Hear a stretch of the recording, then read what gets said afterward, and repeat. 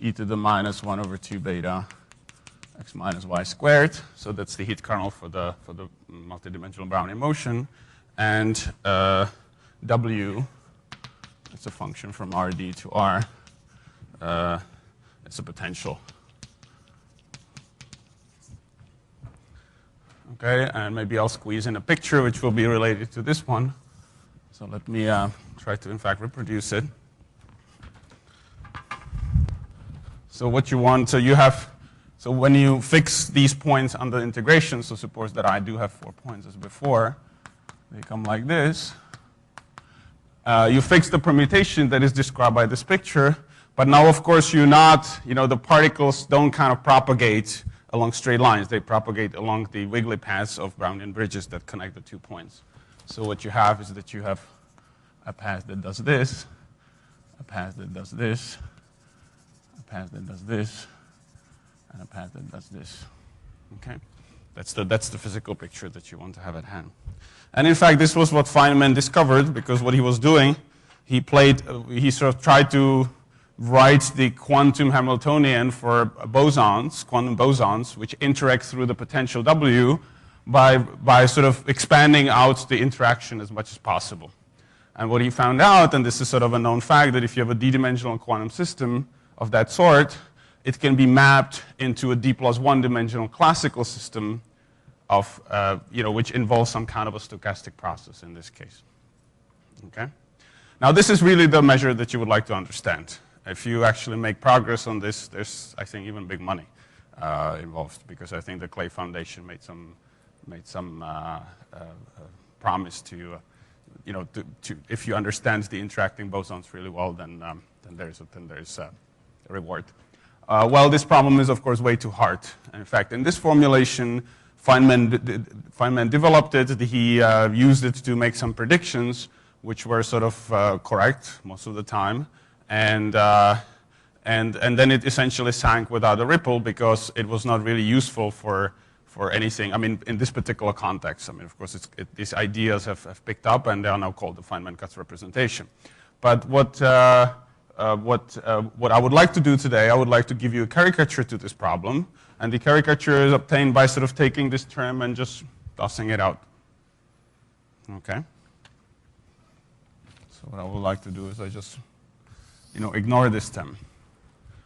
And there is still, of course, something interesting, because if you toss this term out, what you have is that if you didn't have this interaction, you have a product of these terms, and it's a product of exponentials, modulo these little prefactors, and when you combine the exponentials, you get exactly the type of Hamiltonian that you have here, and in fact, exactly with this interaction in here. Okay? So the idea, and this really is kind of perpetuates through the work. I mean, Daniel Ilche and other people have really tried to do this. They've tried to develop some kind of at least approximate understanding of the full-fledged problem by sort of kind of dropping certain terms and keeping others. And there's some merits to that.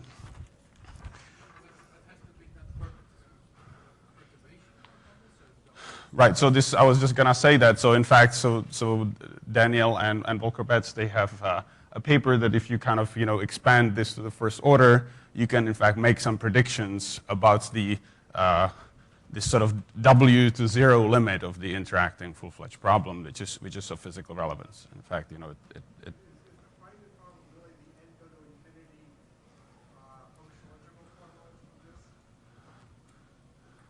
No, I mean, physicists always keep the number of particles fixed when they write the formula. So this is the formula that Feynman would have written.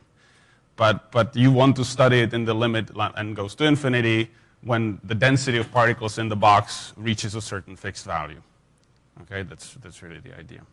And in fact, I'm going to give you a little spiel on that, because this kind of leads to this idea of dropping the interaction term and keeping this one, but also keeping the integration over the xi's. This leads to a calculation that you can do, and this is the annealed version of this problem. Okay? So notice that what I have here I have the xi's fixed. I'm not allowed to integrate them. Okay? And that makes the problem, whatever n you look at, the solution will depend on where the positions, where the xi's are. Okay, so they're frozen. Whereas in this case, they are integrated over, and that's usually, and they're integrated over at the level of the exponential, at the exponential term, and this is usually referred to as an annealed average. Okay? So here's a calculation that you can do. So what I will try to do for you, I'll try to compute the limit of this term, but not exactly this term. This is sort of the canonical partition function where you fix the number of particles. But what I can also do, I can weight the Zn by a factor of e to the alpha n and sum over n and get the grand canonical partition function. So I will try to compute this after I've dropped the term over here. I'm sorry?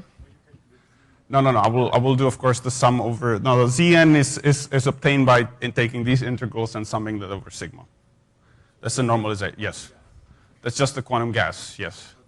Yeah, but what's interesting is, right? Well, I don't know how much exposure you have to this, but it's kind of interesting to see it's a classical calculation that you can do. So let me try to do it. So as I said, what I will want to do is I want to introduce an exponential factor. There's a natural normalization by n factorial. And then I want to take the sum over sigma nsn and integrate over lambda to the n. In this case, I'm going to fix what lambda is precisely. And then I will have the term. And in this case, I will actually go back to the formulation that I have when I have the e to the minus v. Of xi minus x sigma I. Okay, so this will be the annealed version of the problem that I have on the far left of the board. When I of course weight when I look at the grand canonical version thereof. And now, as Bertrand pointed out, this goes back to the work of Bose and Einstein in 1925. Because if you choose, certain particular form, and in fact, I'm going to try to work it out for you. So when I write e to the minus vx, I'm going to look at first thing. Let me actually write it like this. The lambda I want to write as a box from 0 to m to the d. So I want to write it as a square box, and I want to make the potential periodic over the box. So this is a little bit of a cheat. If you don't make that, then then things get really harder. And once you sort of make the interaction periodic, you can use Fourier methods to work them out. So it turns out that I'm going to assume that the e to the minus v has the following exponential form.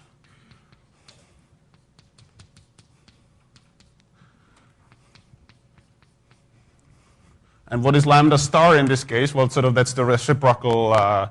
The Fourier reciprocal volume to this. And in this case, it's just 2 pi over m z to the power d. Okay, so I'm summing, this is an infinite sum over these. So I'm assuming that the potential has this form, with this e of k being, in the case of quadratic potential, will be just k squared or constant times k squared. But many other functions allow you to do this. Okay? And once you do that, and this is interesting, is that because the interaction here, the exponential has a product structure, so you can do this for each term in this product separately. Okay? And so what happens is that when you have a permutation that takes 3 points, so let me just look at that. So there's one observation, and the other observation is that since the potentials only couple the xi's, which are related by the map.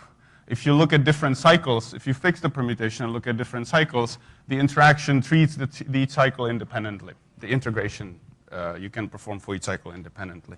So if I am in this, so for instance, if my permutation looks like this, so if I have 3 points and I have 2 points that are mapped onto each other like that, then what happens? So for each of these terms, I get one sum over k.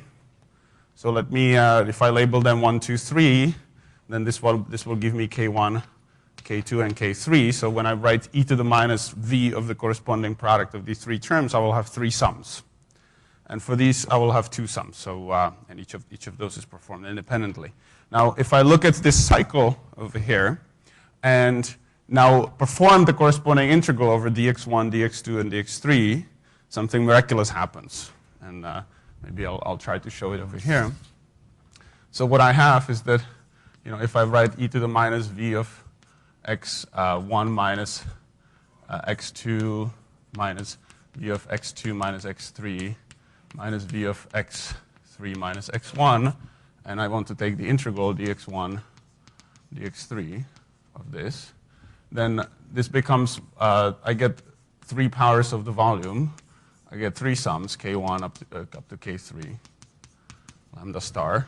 I get e to the minus epsilon of k1 minus epsilon of k2 minus epsilon of k3. This comes from taking a product of these terms. And then for each of these guys, I get e to the I k for the corresponding edge of the difference of the positions in here. Okay, so you get e to the I of k1 of x2 minus x1 plus I of k2 of x3 minus x2 plus I of k3 of x3 minus x1. And now the nice thing about these terms is that you can now group the terms which say contain x2. You have one with a minus sign coming from k2 and one with a plus sign coming from k1. So when you now perform the integration of k2, that forces the k1 and k2 to be the same. Okay, just by the usual duality of the when you integrate the Fourier kernel, that gives you a delta function. Okay, so the result of this is that you get the 3 integrals give you the 3 sums away, and you get 1 sum over k in lambda star, and all of these k1, k2, and k3 will be the same. So you get a 3 times sum of k, and yeah, I'm missing the integral here. Maybe I'll just put it here because that's where it can go now. Thanks. Okay. So what I was referring to was this integral here. And when I perform this integral, what it does is that simply merges k1, k2, and k3 together. And what you get a 3 times the same term in here. Okay? And the 3 is the length of the cycle that you worked with. So if you have a cycle of length L, it's going to be e to the L times e to the k. And that's, well, because each of these, what you get is that if the k1 is equal to k2, then the integral over x2 gives you a volume times the delta function of k1, k2. Okay, this is how you set up well, it's orthogonal basis. Okay, and so when you finish with this, then what you get is you get a formula for the partition function, which you now sort of work out in terms of multi-indices, because now you just have to do the counting over permutations. Okay, so what you do is that you first take you divide up the n particles or n points into groups of various sizes, and that you handle by a multi-index. So you write sum over ml, and ml tells you how many groups of size L you will have.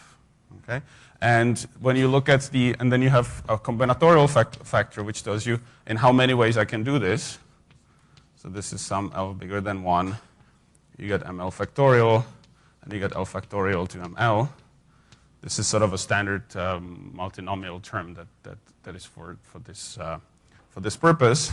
Then what you have is that you have a 1 over n factorial, and this 1 over n factorial comes from this 1 over n factorial here.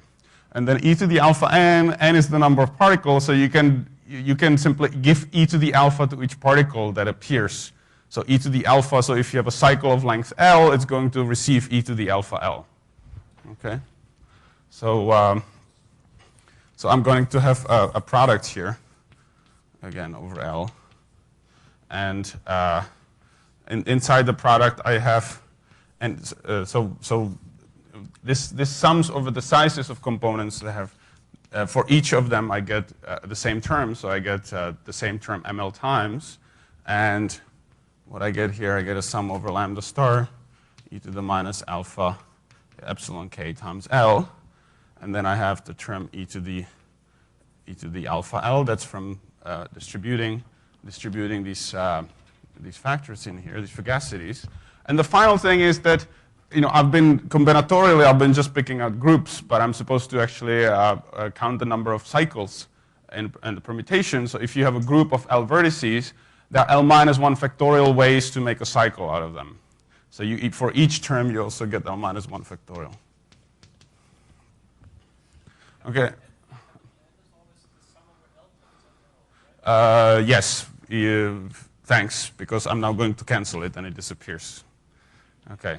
Yes. I just wanted to. Yes. Okay. So what you do, you just relabel the whole thing. And now this whole thing actually has a product structure because the sum is a product of many sums. So what you can do is that now you can rework it and let me get you the final expression.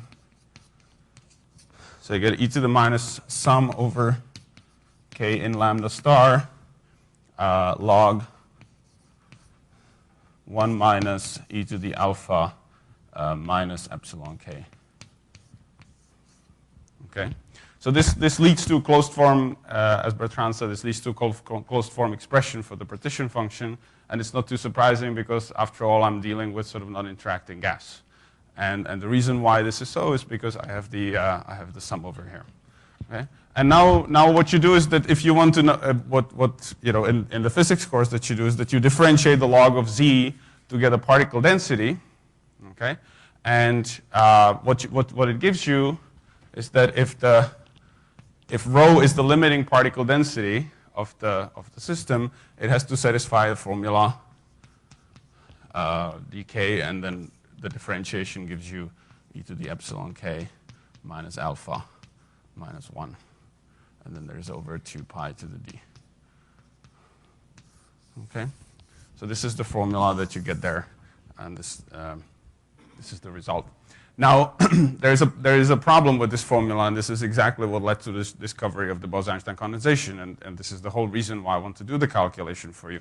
It's because when you look at this expression, and you look at the situation where e of k is a constant times k squared, then by what you're supposed to do, I mean, this is how you relate the canonical and non-canonical description. You're supposed to adjust alpha in such a way that this is true. Okay? So when alpha is very large negative, this expression is very small. And when alpha increases, it will start to increase. And at some point, alpha will reach 0, at which point you cannot go any further because you would get an integral that diverges. So it was observed by Bose and Einstein is that in dimension 1 and 2, this integral takes values from everywhere between 0 and infinity, in dimension 1 and 2, but it takes values from 0 to rho c in dimension bigger than 3, and rho c is a finite number. Okay, and it's obtained by integrating this with alpha equals 0. Now the question there is what happens if I want to have a particle density which is bigger than rho c? Well, that's because in the derivation of this expression there was a little cheat, and if you do this really mathematically, you will find out that there was a limit when I passed from the sum to the integral, which I was not permitted to do in this case. And part of the particles, so to say, were moved into what's called the Bose-Einstein condensate. Now this sort of is a remarkable observation in this context because it leads to, once you start looking at permutation, it actually leads to the following theorems, and this is where I would sort of pick up on the problem of finite permutations. So that there's a theorem which is derived by Andreas Schütte. I never know how to do these umlauts. One is from 91, and the other one is from, from 2002. Okay, and the statement is as follows. So based on this calculation, you can actually make a statement about the corresponding annealed measure for the problem, which is the measure where you cross out this term, about the cycle distribution. And so here it is. So for the annealed problem,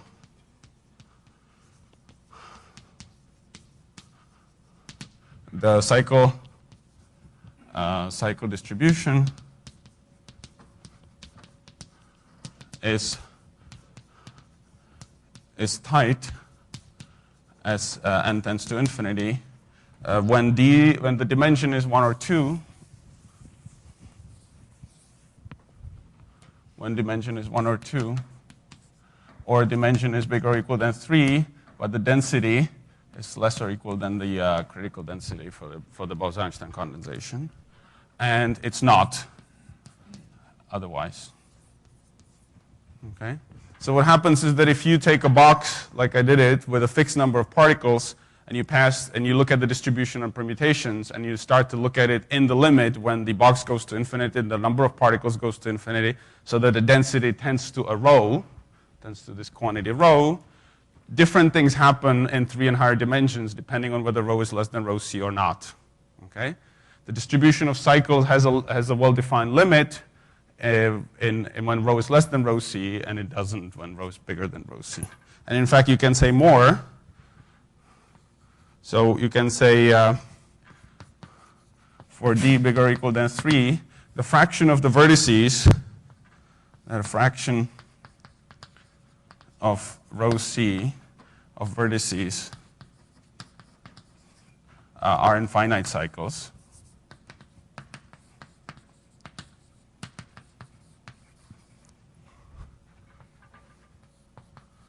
Fraction rho minus rho c of vertices are in cycles of size order n. And in fact, and this is really the result of the new work, is that the cycle distribution, cycles of size have the Poisson-Dirichlet, have a Poisson-Dirichlet distribution. Okay, so let me remind you what it is. Yes?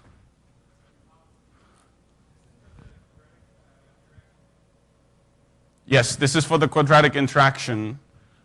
So the theorems of Schutte are for the quadratic interaction only, and they were generalized by Ilchy and Volker-Betz to sort of more general classes. Essentially, anything that's of this form, where the epsilon k is k squared for small k, okay, where it has the correct asymptotics.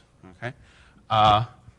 So let me tell you what this Poisson-Dirichlet distribution is, if you haven't heard that. So when you take a uniform permutation, and you pick a cycle which contains vertex 1, it has a size which is uniform from 1 through n. And then if you pick the smallest vertex, which is not in this one, it has a uniform distribution in the complementary size, and so on. Okay? So you can think of sort of taking a piece of chalk and breaking it at a uniformly random point, and then take the second one, breaking it at a uniformly random point, and this gives you the distribution of the cycles. Okay? And Poisson-Dirichlet is actually the order statistics thereof. Okay? It's Poisson-Dirichlet with parameter 1, if you do this like that. Okay? So what it tells you is that the system splits into two parts. One part which behaves like it does in dimension 1 and 2, or subcritical, and the rest behaves essentially like a random permutation. Okay? And this is really the question that we would like to understand, going back to the original formulation, which is sort of still partially on the board here. We would like to know if that is true also for the situation where you fix the points a priori and take the box size to infinity. You know, the points should be some kind of uniformly distributed in the plane, so according to some stationary law. Okay, so I told you all this to kind of justify looking at this problem. And what I'd like to do in the remaining half an hour is to give you sort of a glimpse of what we have been able to do so far. And the situation when we picked it up a year ago was roughly as follows, is that this problem is, of course, part of the Gibbs theory, or part of the statistical mechanics, or equilibrium statistical mechanics, that can be formulated using Gibbs theory.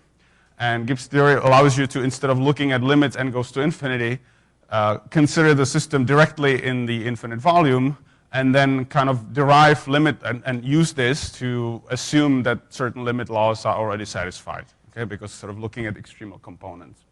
The problem was that, this is what it looked like a year ago, that one doesn't even know how to actually define the Gibbs measures, okay, in infinite volume.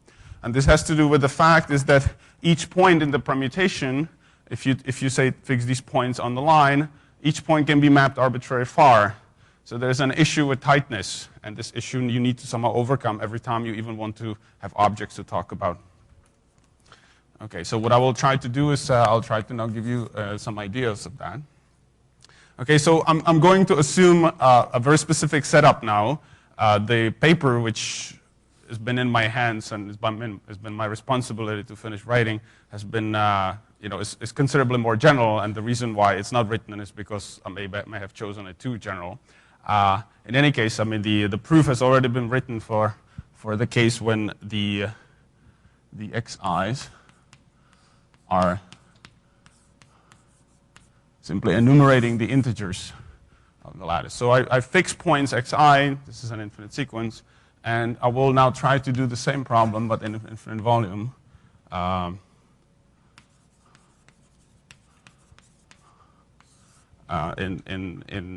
In sort of in the context of Gibbs theory. Okay, so how do I define the Gibbs measures? So if you want to do that, you have to tell me how to condition on the system in finite volume. Okay, so I'll try to write some formulas in here, which may not be entirely straightforward. So the formula will, of course, take the same form. Maybe I'll erase a bit here.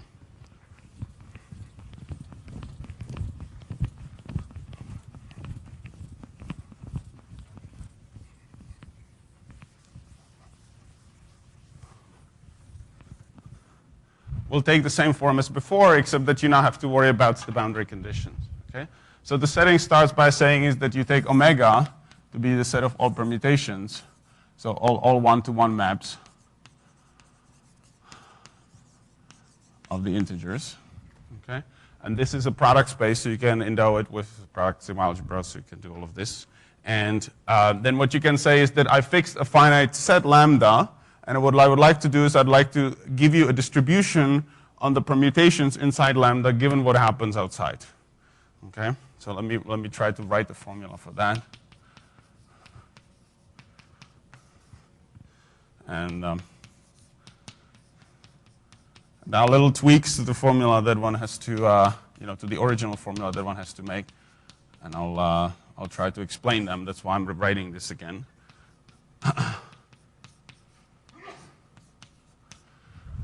Okay, so what are all these objects? So there's normalization, there's an exponential factor. Notice that here I'm summing not only over indices in lambda, but in a set which depends on eta. So what is the set lambda eta? It's lambda union with eta of lambda, eta minus 1 of lambda. Okay, so those are all points in lambda and also all points such that the permutation maps into lambda. Okay, so those. No, eta I said from the beginning that sigma and eta are generic permutations in the yeah, so the formalism of the Gibbs measure tells you I need to give you a Gibbs measure, so it's a measure in the first index, and it depends on configurations in the second index. And the configuration is referred to as the boundary condition.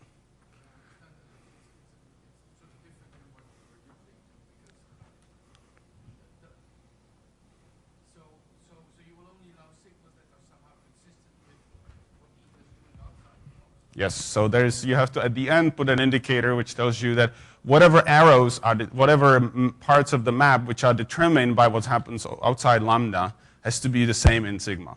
Okay, so there's a formal definition for, so S lambda is sigma's consistent with eta outside lambda. Okay, so that's what you do, and of course it's not only the incoming arrows but also the outgoing arrows. Okay, so I will not be, there's a formula I can write that, and then of course the definition is. Okay, I'm gonna write the definition for Wolfgang. No, it's not. Consistent means that it's the sigma, so that for every I which are not in lambda, sigma I equals eta I, and sigma minus I equals eta minus 1I. Okay, so what it means that everything, all what is mapped inside lambda from outside in eta is mapped the same way in sigma, and all what is mapped from lambda outside lambda in eta is mapped the same way in sigma. Not only outside, also because the map always involves 2 points. Yeah. Okay. So, and what is a Gibbs measure? Gibbs measure is that what has this as its conditional probabilities. Okay. So mu is a Gibbs measure if for every event, let me just write it like that, is the expectation of gamma lambda. So you take any event A, you plug it into the specification, you integrate out with respect to the boundary condition, you get the same thing as if you just put this in there. Okay? So the conditional probability given what's happening in outside lambda is gamma lambda. What you're given is everything that goes through and the outside. That's really some inside information as well. Right? Yeah. So well, that's the this is how it's defined. So of course what you're telling me is that if I define the sigma algebra, on the complement of lambda, then I have to I basically have to refer to the set. This is the set of configurations which are consistent with with that. Okay. So but this is my definition of the Gibbs measure, and so you go ahead and sort of check all of the formulas in Georgi's book, and and it seems that there's no problem with them. Okay. All right. So this is a definition. So let me use G as the set of all Gibbs measures.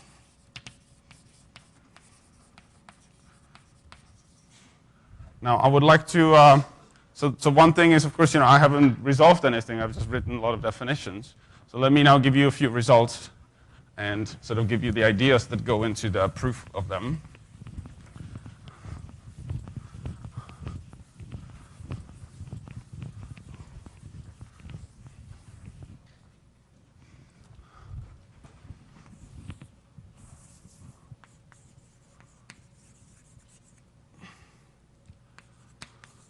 So the first thing you say, is the set of Gibbs measures non-empty. And immediately when you start thinking about it, you run into a problem. Is that, when you take the potential to be 0, then the set of Gibbs measures is empty. Okay? And why is it so? I will not try to, I prepared the formal proof, but I'm a little bit behind what I want it to be. So I'll try to give you the idea of that proof. Okay? So what happens? So if I take n points, and I consider my measure, and I take the potential to be 0, what I have is that I have a measure on uniform measure on permutations. Okay. So if I look at a vertex at the origin, and I ask the question, where is it mapped? It's mapped uniformly over all points in the volume. Okay. So of course, with probability tending to 1, it's going to be mapped at least distance 10 from the starting point. Okay? So now you pass through the limit and goes to infinity, and you know that this vertex is going to be mapped beyond any point with probability equal to 1. But then the measure cannot be supported on the set of permutations. Okay? On the sets that I considered. So there are solutions to this. You can sort of compactify the problem and put sort of this into your definition. But in the setting that I have, simply there is no Gibbs measure for this case. Okay. So what do you do next is you say, fine, so I'm going to assume, so actually from now on I'm going to assume that V takes this form. Okay, this is my sort of original assumption, except that I now write alpha for 1 over 2 beta. And I look at what is the set of ground states for this problem. Okay, so for V being equal alpha x squared, alpha bigger than 1, the ground states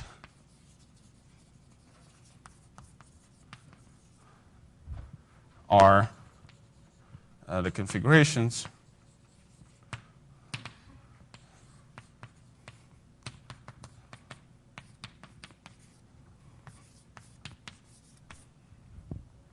Okay, so what I'll give you is that I give you for each integer n, I give you a configuration, and what it does is that it maps the point to this point plus n. Okay, so if you look at the action of this map, what happens here? Then the sigma 2 would look like this. Okay. So let me actually give you an idea how this is proved, because this kind of underlines the whole problem, the whole solution. So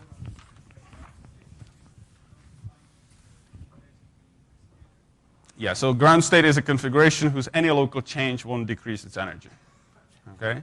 And I need to know that if I make a local change, if I change only a finite number of vertices, the difference in the energy makes sense. Even the energy for the whole configuration doesn't necessarily make sense.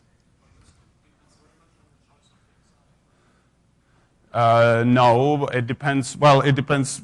Actually, it depends on the choice of the potential. So the same thing is true whenever V is strictly convex.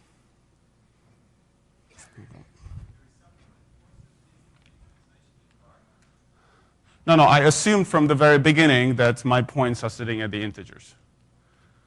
Okay? If I just make the points to be, if I label them in an increasing way and make the potential uniformly strictly convex, the same thing is true.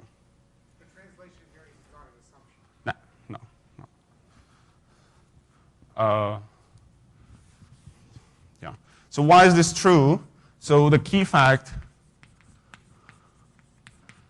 And the key fact is, I will do it for this particular case, is that if I give you 4 points, if I give you points I less than j and k less than l, so I have 2 pairs of points, then if I look at the v of I minus l plus v of k minus l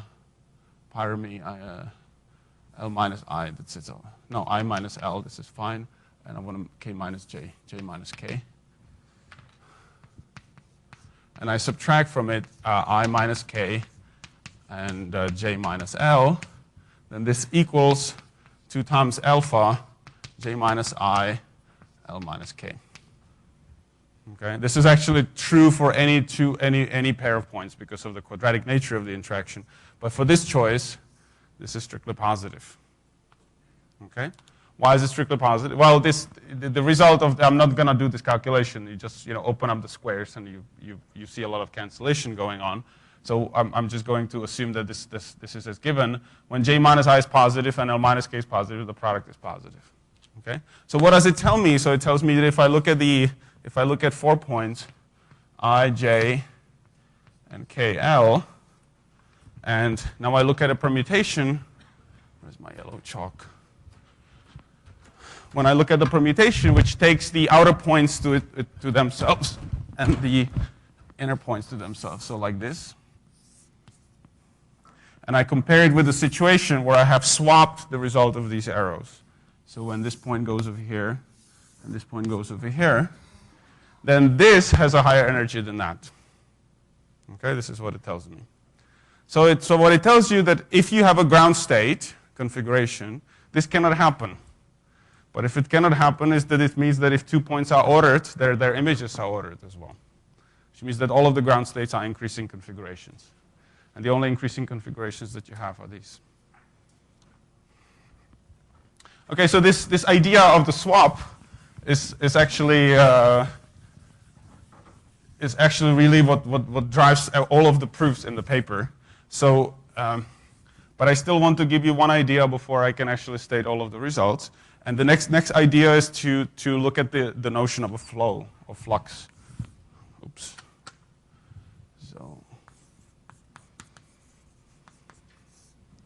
Okay, so if I give you a configuration, a map of integers onto integers, which can be pretty complicated. So it can look like this, and it can look like that, and so on.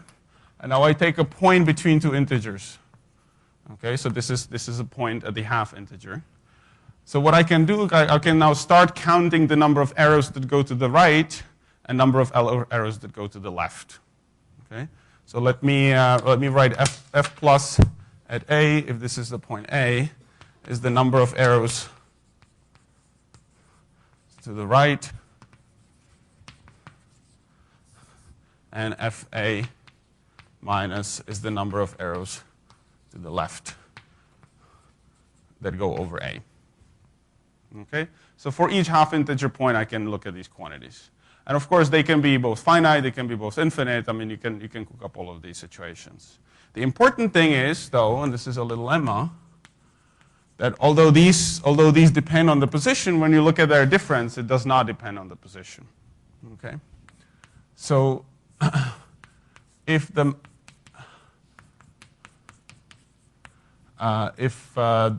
pardon me, if the minimum of these two is finite for some A, then it's finite, then it's true, then it's finite for all A, and the difference, yes? I'm sorry? Yeah.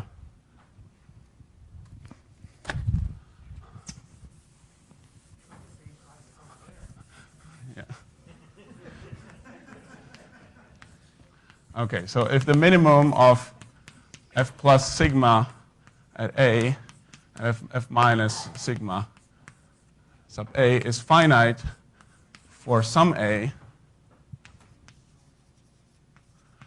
then it's also finite for all A. Okay, so this tells me that that I don't need to check this at any particular. I just check it at one point, and the quantity which I now define as the difference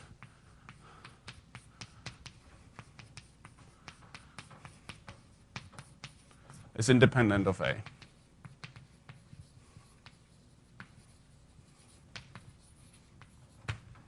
Okay, so this is this is an observation that you easily check for yourself, and I'm not going to go into the details. What it tells you, I need to worry about these two, both of them being infinite, because both of them are infinite, then I don't know how to subtract them. But once one of them is finite, I know how to subtract them. Okay, so once I know that at least one of them is finite, then I know that the difference is finite, and it doesn't depend on where I look. And if a random variable in the context of Gibbs measure doesn't depend on where I look, I can also look at sort of infinity, and therefore the random variable is going to be almost surely constant for any extremal Gibbs measure. Okay, so it's sort of the right observable to condition on. So this quantity is called the flux. And now let me finish. And for Leo's benefit, I'm going to do it over here by writing a bunch of theorems that you can prove about these. So the first theorem is that the flux is actually well defined in every Gibbs measure. Okay.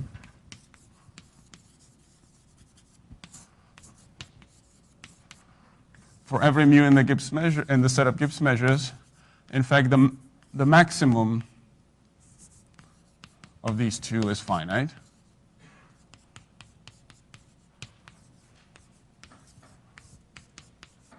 Okay, so every Gibbs measure is supported on the configuration for which for every half integer point, there's only a finite number of arrows going to the right and finite number of arrows going to the left.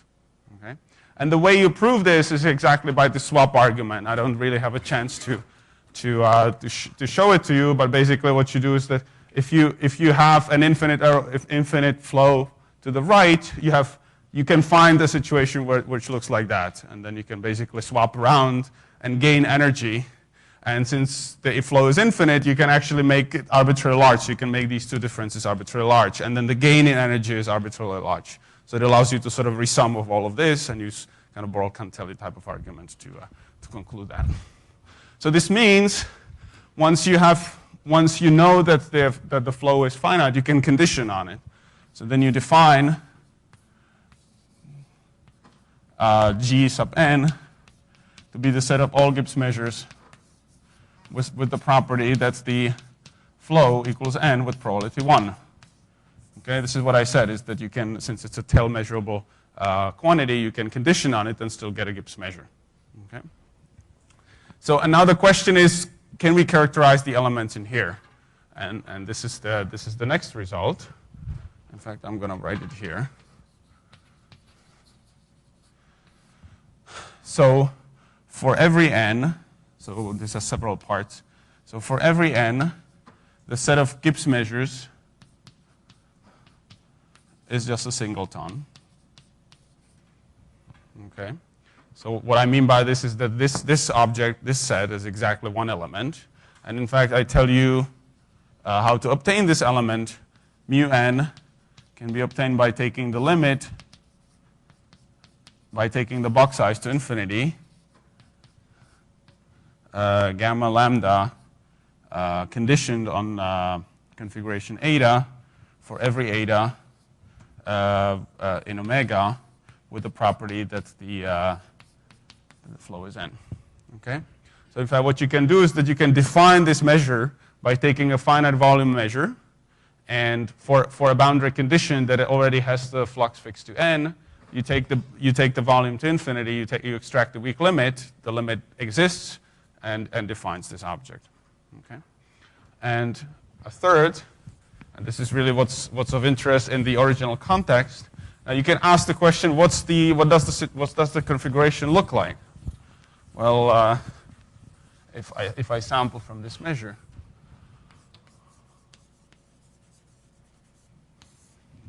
okay, so of course this measure is restricted to configuration with flux n.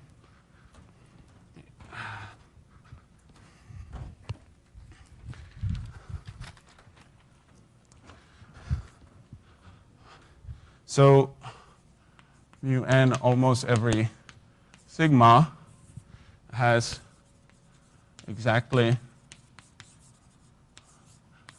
n infinite cycles, all of which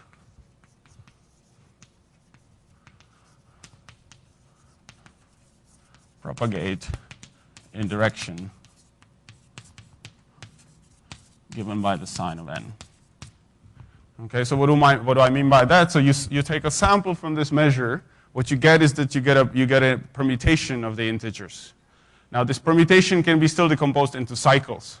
Although it may happen that cycle, what is a cycle? You pick a point and you follow the map by iterating it until you either come back to the point at which point you have completed the cycle, or not. You sort of go off to infinity. Okay, then what you do is in that case you follow it in the backward direction and you go off to infinity as well. Now there are 4 cases, so in this latter case you're talking about an infinite cycle. Now there's still a possibility that what the cycle will do, it will come from infinity and linger around the origin for a while and walk away back and so on. And this does not happen, okay? This is what I mean by saying it propagates in the direction of sine n. So what you have is that you have n infinite cycles like these, and if n is positive, then they go all in the direction of positive infinity, and in the backwards direction they come from minus infinity, and if n is negative, they go in the opposite direction. Now there's only one measure which has no infinite cycles at all, okay, in this case. So this provides a complete characterization. There's also abundant correlations and so on, which I will not bother you with. You may also ask the question, what happens if I take a configuration which is sort of nasty in the sense that it has an infinite number of arrows over any point? Okay? What happens if I take the limit of finite boxes and make it go to infinity? And you can use these methods also to prove that the corresponding sequence of measures you'll get will not be tight, and therefore you will not be able to extract any weak limiting point. So this pretty much solves the problem of this Gibbs description of these Gibbs measures in the case of one-dimensional point sets. And as I said before, it pretty much generalizes to convex potentials, maybe even with some non-convex perturbations, and essentially any set of point that you give me that has a reasonable ergodic property. So it has sort of upper and lower densities, and the points do not clump together too much. So the major issue really now, and I know there are in fact a few people here in the audience who have started studying it, is what happens in higher dimensions. Because in higher dimensions, none of these arguments that I've used, this swap, this was a very one-dimensional thing, okay? And you can think of in 2 dimensions that there's still some hope, because the swap will look like sort of you going from a situation where 2 arrows go like this to 2 arrows going like this, and there's definitely a definite sign of energy in this case, okay? But it becomes more messy to identify how these things really go over one another. So this, I consider that to be an interesting challenge to look at. Thank you very much.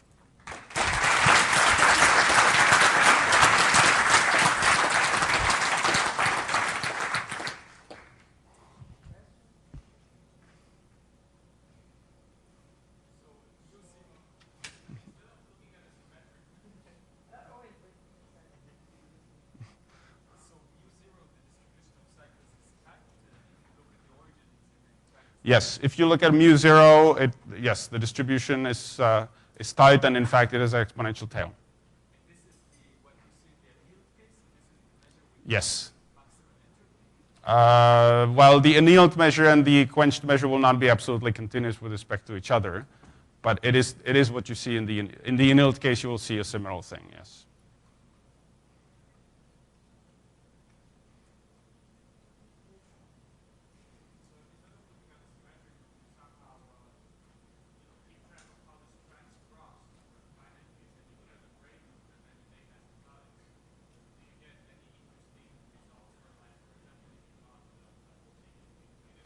I think I missed the, what the statement of the problem is in the beginning. So instead of symmetric group, what do you want to? So you look at the brain, so you keep track of how strands are crossing, Mm-hmm. and then you not the whole thing. You Okay. identify the opposite places. Do you get any interesting geometric or is the problem in the study? So you mean like really considering the strands depending on, it's kind of on the topology in which they, yeah. No, I haven't considered that. It sounds like an interesting problem, yeah. And presumably it will, I would start with the annealed calculation in that case. That may already be a challenge.